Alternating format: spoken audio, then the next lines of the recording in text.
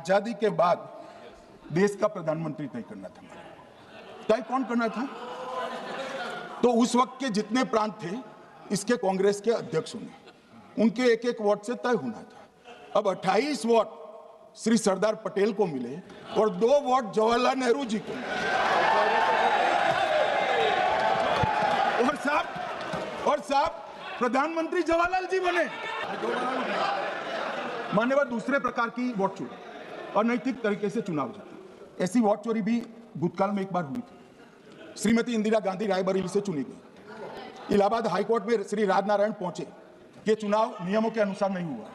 Allahabad high court ने यह तय कर दिया कि श्रीमती गांधी ने उचित तरीके से चुनाव नहीं जीता है, हम इसको रद्द कर देते। मान्यवर ये भी वोट चोरी थी, बहुत बड़ी वोट चोरी थी।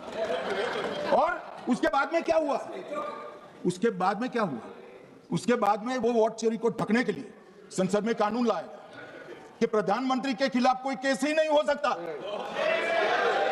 मैं विपक्ष के नेता को कहना चाहता हूं, इम्यूनिटी की बात आप चुनाव आयोग की पूछ रहे हैं, इसका तो मैं जवाब दूंगा, इम्यूनिटी का। मगर ये इम्यूनिटी जो श्रीमती गांधी ने दी थी, इसके लिए आपका क्या कहना है? और उन्होंने तो स्वयं के लिए ले ली। मान्यवर विपक्ष के नेता ने कहा कि आपने चुनाव आयुक्तों को इम्यूनिटी दी। इनका आरोप सत्य नहीं है, मैं इसकी बात बाद में करता हूं।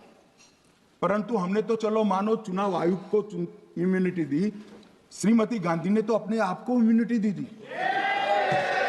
और फिर जब ये संवैधानिक सुधार के वायरस चैलेंज हुए तो वो केस जीतने के लिए 2, 3 और 4 नंबर के सर्वोच्च न्यायालय के जज को बाईपास कर चौथे नंबर के जज को चीफ जस्टिस बनाया और वहां केस भी जीत लिया।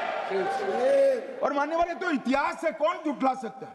इनको कोई पढ़ाता नहीं है इतिहास, ये तो इतिहास है, सर्वोच्च अदालत और संसद के रिकॉर्ड में रखा हुआ इतिहास है। इसके खिलाफ लल्लन सिंह जैसे कितने लोग पूरा जीवन लड़े बिहार में, इमरजेंसी के खिलाफ जेल में गए, लाखों लोग गए। और तीसरी वोट चोरी कहना चाहता हूं, तीसरी वोट चोरी का प्रकार मैंने बताया था कि योग्यता नहीं है और मतदाता बन जाना। अभी